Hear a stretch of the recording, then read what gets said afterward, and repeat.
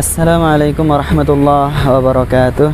Alhamdulillah, assalatu wassalamu ala rasulillah. Alhamdulillahil qawiyil matin, alhamdulillahil azizil mubin, alhamdulillahil mu'minil muhaimin. Allahumma salli wa sallim wa barik ala sayyidina wa maulana wa habibina Muhammadin wa ala alihi wa sahbihi ajma'in. Ma'asyiral viewers wa subscribers rahimani wa rahimakumullah. Kita bersyukur kepada Allah Subhanahu wa taala, Allah Al-Karim, yang telah membimbing kita untuk menjadi pribadi-pribadi yang tidak memiliki hubbul jah, kecintaan terhadap atau hasrat keinginan terhadap kehormatan dan penghormatan.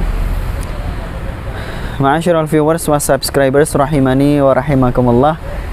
Tentu kita sebagai manusia telah menyadari bahwasannya Allah Al-Wahhab telah memuliakan umat manusia sebagaimana telah berfirman di dalam Al-Quran, walaqad karramna bani Adam, dan benar-benar kami telah memuliakan anak keturunan Adam alaihi salatu wassalam. Siapa mereka? Ya, kita semua ini. Meskipun kita di samping disebut sebagai keturunan Nabiullah Adam, kita juga disebut sebagai keturunan dari orang-orang yang ikut di dalam kapalnya Nabiullah Nuh alaihi salam. Wa min dzurriyyatihi wa mimman hamalna ma'a Nuh. Ya, wa mimman hamalna ma'a Nuh. Dan bersama dengan Nuh adalah orang-orang yang ada di dalam kapal itu. Dan itu adalah kita semua, karena orang-orang yang tidak masuk ke dalam kapal, termasuk istri Nabiullah Nuh dan juga anak beliau, tidak masuk ke dalam kapal. Maka kita ini adalah keturunannya orang-orang yang ada di dalam kapalnya Nabiullah Nuh alaihi salam. Nah, meskipun kita dimuliakan oleh Allah Subhanahu wa taala, akan tetapi bukan berarti kita pantas untuk merasa mulia, ya. Perhatikan perbedaannya. Kemuliaan yang kita miliki itu adalah given, diberikan oleh Allah Subhanahu wa taala. Tapi pada saat yang sama kita tidak boleh merasa berhak untuk dimuliakan, ya. Sebagaimana kita tahu, orang-orang Yahudi seringkali sebagaimana diungkapkan oleh Allah di dalam Al-Qur'an, bahwa mereka itu merasa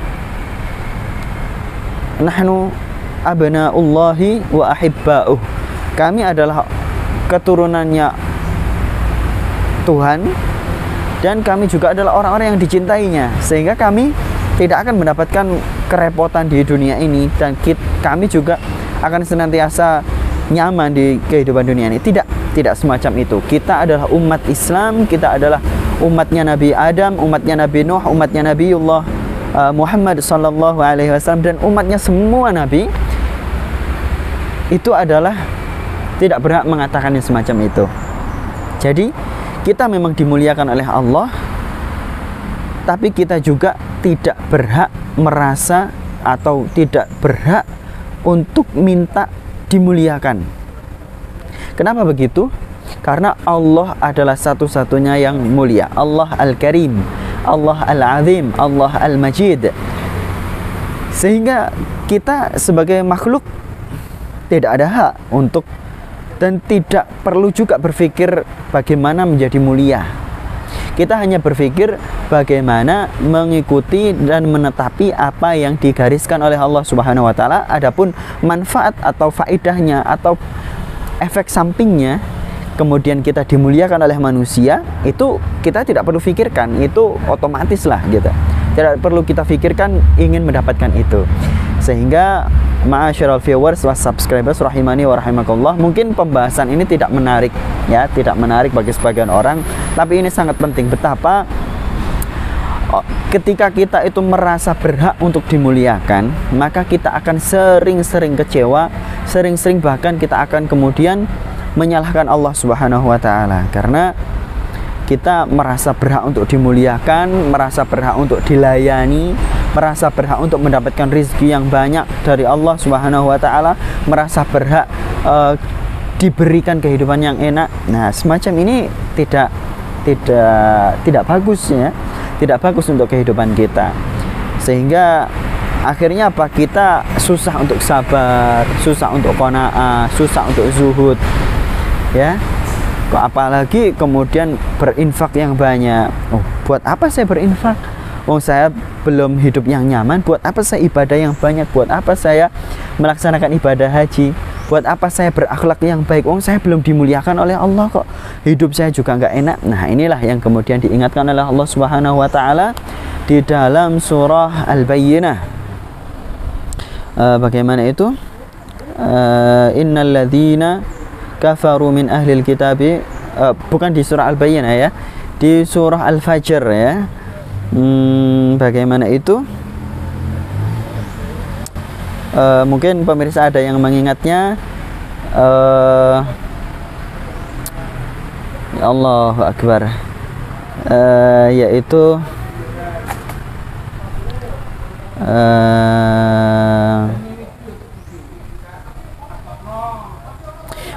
bahwa ada sebagian orang yang mereka ketika diberikan oleh Allah ke lapangan rizki, mereka merasa Allah telah memuliakannya. Di sisi yang lain ada orang-orang yang ketika mendapatkan kesulitan hidup, maka dia merasa Allah menghinakan kita. Nah, itu adalah kesimpulan yang salah besar, sebab Allah berhak memuliakan siapa yang diinginkannya dengan kondisi apapun ya. Dan kemuliaan itu tidak serta-merta harus berupa harta ya. Tidak serta-merta dengan memakai baju yang bagus, memiliki kendaraan yang bagus, rumah yang bagus, yang semuanya serba kecukupan itu berarti dimuliakan oleh Allah. Tidak semacam itu ya. Meskipun ya, dan jangan merasa dihinakan oleh Allah gara-gara kita tidak bisa melakukan amal-amal yang keren gitu ya. Mungkin ya Allah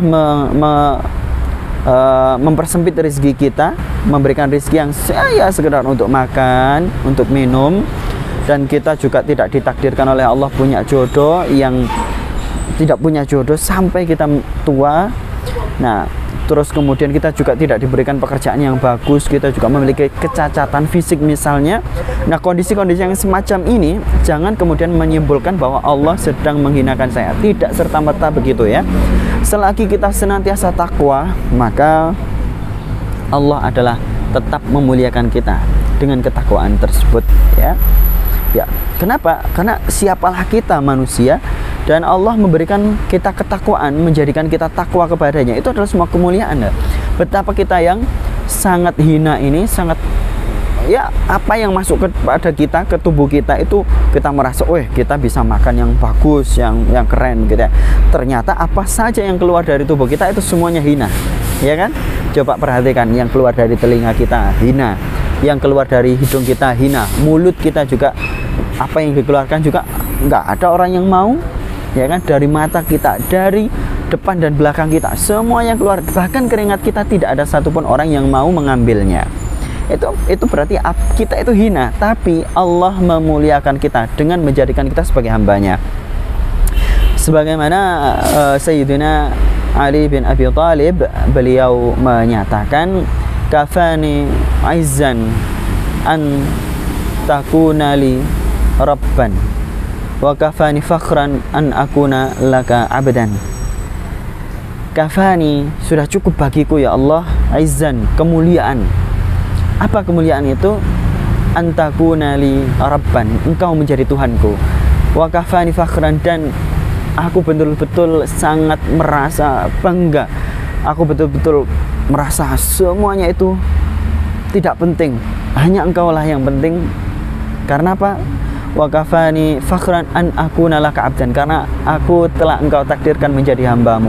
Betapa kita menjadi hamba Allah itu adalah sebuah kebanggaan dan kemuliaan yang luar biasa. Ma'asyiral viewers wa subscribers rahimani wa rahimakumullah, maka dengan ketawaduan yang semacam inilah maka kita tidak akan pernah ada rasa meremehkan kepada orang lain. Kita juga akan menganggap sebagaimana disampaikan oleh disarankan oleh Sayyid Abdullah Al-Haddad kalau tidak salah, bagaimana itu, fa'taqid man laqihi khidran, ya. Fa'taqid man laqihi khidran, anggaplah semua orang yang engkau temui adalah Khidir. Khidir adalah orang mulia yang dimuliakan oleh Allah, Nabiullah juga, yang justru lebih mulia, lebih tinggi derajatnya daripada Nabiullah Musa alaihissalam. Padahal Nabiullah Musa itu luar biasa, ya kan? Tapi ternyata Nabiullah Khidir itu lebih tinggi, dan kita tidak boleh merendahkan siapapun, ya. Sampai pun kita ada orang yang ahli maksiat, kecuali ada ahli maksiat yang itu melakukan jarimah, ya, perbuatan kriminal yang itu menimpa kita. Kita boleh menuntut balas, kita boleh menuntut balas, meskipun akan lebih baik menuntut balasnya nanti di akhirat, atau kita memaafkan, ya. Tapi kita juga boleh menuntut ini ke mahkamah, ke pengadilan dalam hukum Islam, ya. Kita boleh. Nah, tapi dalam kondisi yang semacam itu kita tetap memuliakan, sebab bisa jadi dia itu bisa jadi dia itu adalah orang yang dipilih oleh Allah untuk menghukum kita, ya, akibat dosa-dosa kita. Jangan salah, semua dosa di dunia ini yang kita lakukan, meskipun Allah tidak menampakkannya secara ajaib, ya, tapi banyak kejadian-kejadian yang mungkin akan menimpa kita, bahwa maksiat itu akan diberikan hukuman yang nyata dan drastis, gitu ya, kejadiannya. Coba contoh ringan saja, orang-orang yang banyak maksiat itu, Anda lihat saja, wajahnya sudah tidak enak, postur tubuhnya juga tidak enak, ya, muntah, gendut sana, gendut sini, tidak nyaman lah, begitu ya. Banyaklah Anda bisa mengamati itu. Ma'asyiral viewers bisa mengamati semuanya itu sebagai iktibar, sebagai pelajaran bagi kita, jangan sampai menjadi orang-orang yang bermaksiat, karena orang yang bermaksiat itu adalah orang-orang yang hina. Ma'asyiral viewers rahimani wa rahimakumullah, semoga apa yang saya sampaikan ini menjadikan Allah ridho kita untuk tawadhu dan senantiasa memuliakan semua orang sebagai keturunannya Nabi Adam, walaqad karramna bani Adam, dan bahwa kita betul-betul berdoa kepada Allah Subhanahu wa taala agar menjadikan kita sebagai orang-orang yang tidak merasa berhak untuk dimuliakan, untuk dihormati. Yang penting kita adalah senantiasa taat, maka Allah lah yang akan menjadikan semua mata manusia itu menghormati kita. Wabillahi taufiq wal hidayah, war ridha wal inayah. Assalamualaikum warahmatullahi wabarakatuh.